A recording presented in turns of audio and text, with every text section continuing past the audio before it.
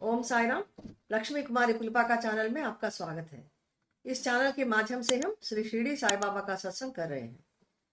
इस 11वें एपिसोड में बाबा के अपने भक्तों को दिए गए 11 वचनों के बारे में चर्चा करेंगे। बाबा कहाँ से आए थे, उनके माता पिता कौन थे, उनका जाति धर्म क्या था, इन सबका किसी को भी जानकारी नहीं है। इनको पहले पहले अक्सर लोग एक पागल व्यक्ति या फकीर समझते थे।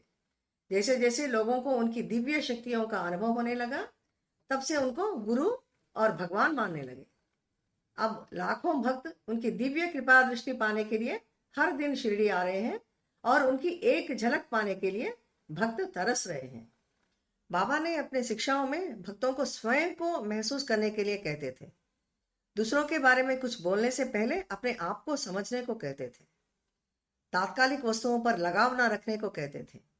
प्रेम, क्षमा, दान, संतुष्टि, आंतरिक शांति, गुरु और भगवान के प्रति समर्पण के महत्व को रेखांकित किया, जो दिव्य चेतना के मार्ग पर चलकर आध्यात्मिक प्रशिक्षण की जटिल यात्रा के माध्यम से भक्तों का मार्गदर्शन करते हैं।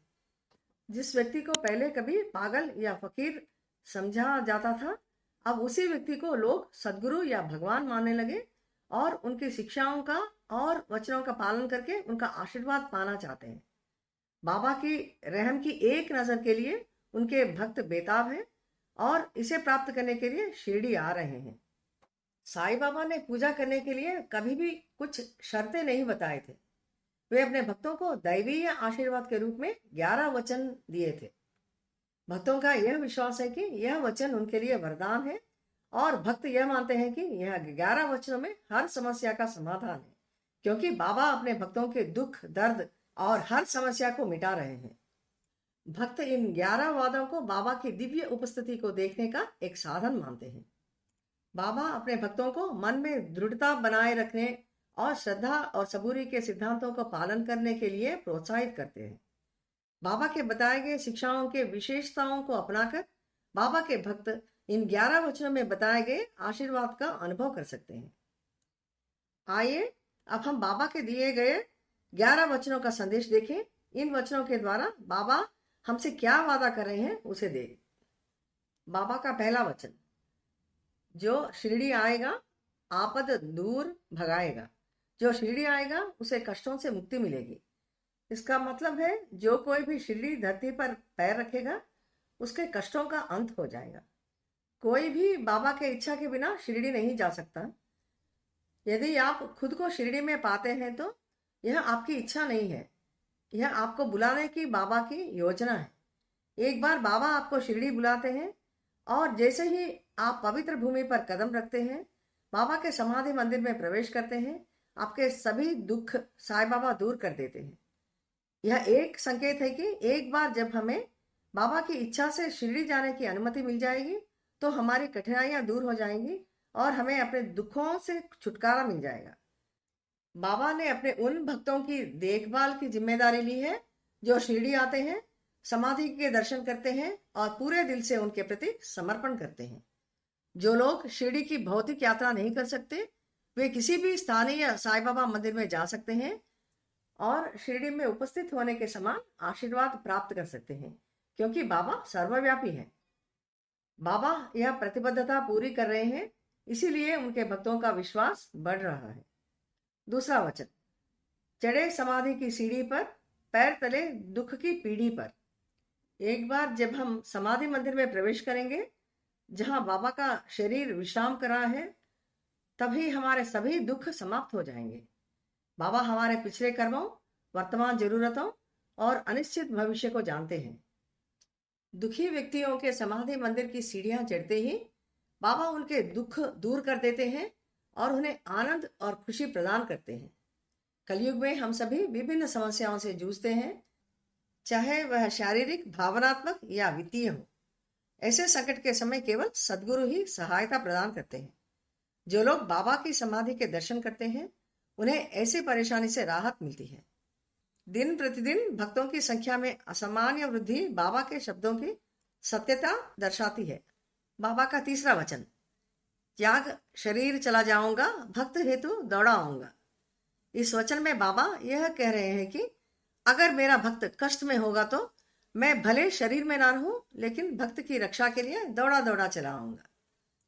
सशरीर में रहते हुए बाबा ने अपने भक्तों से सदैव उनके साथ रहने का वादा किया था, और वह आज भी अपने इस वादे को पूरा कर रहे हैं। बाबा ने 1918 में विजयदशमी के दिन पर महासमाधि लिए थे। उनका कहना है कि इससे कोई फर्क नहीं पड़ता कि वह जीवित है या नहीं, वह सर्वव्यापी है, वह हर समय हमें देख रहे हैं। जब हम बाबा से बात करते हैं तो बाबा बात करते हैं, हमारी बात सुनते हैं, हमारा ख्याल रखते हैं, और इससे कोई फर्क नहीं पड़ता कि भक्त शिरडी में है या नहीं, बस उन्हें याद रखें और वह हमेशा भक्तों के लिए मौजूद रहते हैं। बाबा का चौथा वचन, मन में रखना दृढ़ विश्वास, करे समाधि पूरी आस। बाबा यह बता रहे हैं कि तुम्हारा विश्वास मुझ पर दृढ़ होना चाहिए, और तुम जो भी प्रार्थना करो मैं तुम्हें वह प्रदान करूंगा। बाबा की समाधि कोई साधारण समाधि नहीं है। बाबा की दिव्य आत्मा इस समाधि में सदैव विराजमान है। बाबा यह भी कहते हैं कि मेरा समाधि आप सभी से बात करेगी। निस्संदेह कलयुग में बाबा को गुरु और भगवान के रूप में पूजा जाता है। बाबा यह चाहते हैं कि उनके भक्त पूरी श्रद्धा और सबूरी के साथ अगर उनके निराकार रूप का ध्यान करें तो इस वचन का सत्य का अनुभव कर सकेंगे। यह बहुत स्वाभाविक है कि हम कठिन समय में अक्सर भगवान को याद करते हैं। अगर हम दुख और सुख दोनों समय अटूट विश्वास के साथ बाबा को याद करते हैं तो बाबा हमेशा हमारे साथ होते हैं और हमारी सभी इच्छाएं पूरी करते हैं। बाबा का पांचवा वचन, मुझे सदा जीवित ही जानो, अनुभव करो, सत्य पहचानो। हमें यह विश्वास करना है कि बाबा हमेशा जीवित है और बस हमें उसे महसूस करने की जरूरत है। बाबा का कोई अंत नहीं है। बाबा भौतिक रूप में अभी नहीं है, फिर भी उनकी आत्मा अभी भी हमारे आसपास है और वे हर पल हमारे अच्छे और बुरे कर्मों को देख रहे हैं। ऐसे विचार हमें कोई भी बुरा कार्य नहीं करने देगा और हम सभी बाबा की आशीर्वाद प्राप्त करने के लिए सदैव सचेत रहेंगे। बाबा का छठा वचन, मेरा शरण खाली जाए, हो ऐसा कोई मुझे बताओ।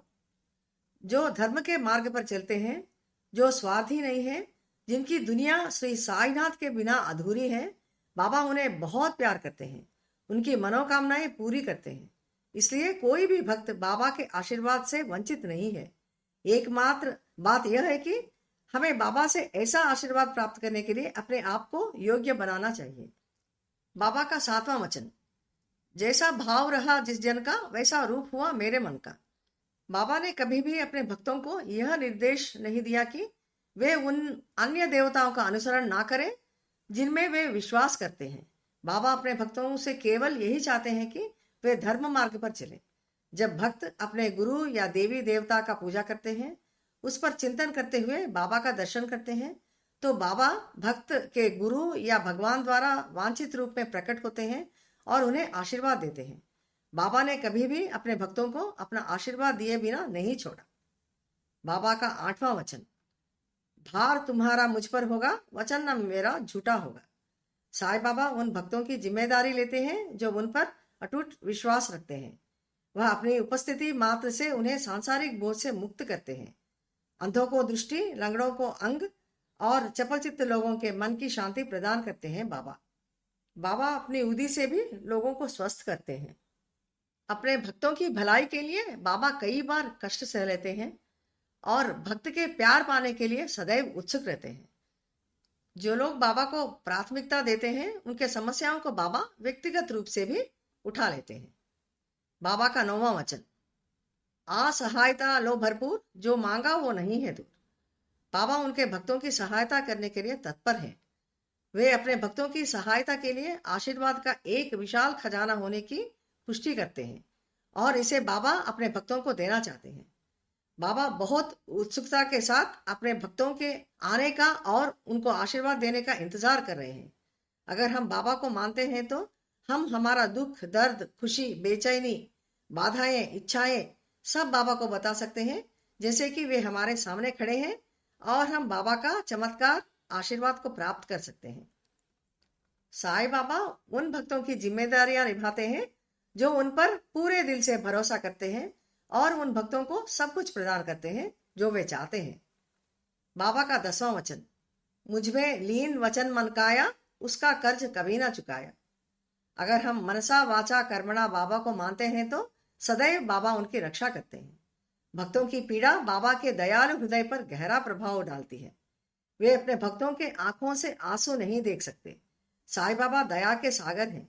निस्वार्थ प्रेम के केवल एक कार्य से ही बाबा अपना आशीर्वाद प्रदान करते हैं। जो लोग सच्चे मन से बाबा के पास जाते हैं उनकी मनोकामना अवश्य पूरी करते हैं बाबा। बाबा अपने भक्तों की मदद के लिए हमेशा तैयार है। बाबा का 11वां वचन, धन्य धन्य वो भक्त अनन्य, मेरी शरण तज जिसे न अन्य। जो लोग बाबा का नाम जपते हैं उन्हें बाबा अनावश्यक स्थितियों से मुक्त करते हैं। व्यक्तिगत रूप से अपने भक्तों का मार्गदर्शन करते हैं और उनकी देखभाल करते हैं। बाबा लगातार अपने भक्तों को बताते हैं कि उनके पास उन्हें आशीर्वाद देने के लिए आशीर्वाद का खजाना है और वे आशीर्वाद के इस खजाने को अपने भक्तों के साथ साझा करने का वादा करते हैं। जो बाबा की शरण लेते हैं और उनके प्रति समर्पण करते हैं वे वास्तव में अमीर हैं। उन्हें कहीं भी जाने की जरूरत नहीं है। परिवर्तन बाबा की उपस्थिति में होता है। इन स्थितियों में बाबा भक्तों के जीवन के भौतिक पहलुओं की देखरेख करने की जिम्मेदारी लेते हैं, यह सुनिश्चित करते हुए कि उनकी इच्छाएं बिना किसी कमी से पूरा हों। बाबा इन 11 वचनों के माध्यम से अपने भक्तों की हर स्थिति में सहायता और सुरक्षा करने और उनकी भलाई सुनिश्चित करने का वादा करते हैं। बाबा के इन वचनों का उद्देश्य और भक्तों के प्रति उनके आशीर्वाद देने की उत्सुकता हम श्री हेमंत पंत द्वारा लिखित श्री साई सच्चरित्र के अध्याय 16-17 में देख सकते हैं, जिसमें बाबा कहते हैं कि आध्यात्मिक यात्रा में आगे बढ़ने के लिए मन की शुद्धता बहुत जरूरी है। इसके बिना आध्यात्मिक प्रयास व्यर्थ दिखावे और आडंबर के अलावा कुछ नहीं है। और आगे कहते हैं, मेरा खजाना भरा हुआ है और मैं किसी को भी वह दे सकता हूँ जो वह चाहता है, लेकिन मुझे यह देखना होगा कि वह मेरा आशीर्वाद पाने के लिए योग्य है या नहीं। अगर तुम मेरी बात ध्यान से सुनोगे तो तुम्हें फायदा होगा। मस्जिद में बैठकर मैं कभी झूठ नहीं बोलता। बाबा के यह शब्द हमें उनके बताए हुए मार्ग पर चलकर उनके आशीर्वाद को प्राप्त करने योग्य बनाने का मार्गदर्शन कर रहे हैं। ऐसा करने से हम उनके दिए गए 11 वचन यानी वादों के माध्यम से दिए गए अमूल्य आशीर्वाद को प्राप्त कर सकते हैं। आइए बाबा के खजाने से प्रचुर आशीर्वाद प्राप्त करने और शांतिपूर्ण जीवन बिताने के लिए उनके बताए गए मार्ग पर चले। इन 11 वचनों में से एक एक वचन को विस्तृत रूप से आने वाले एपिसोड्स में चर्चा करेंगे।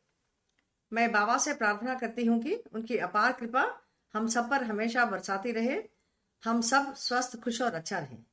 अगले एपिसोड में फिर मिलेंगे। ओम साई राम।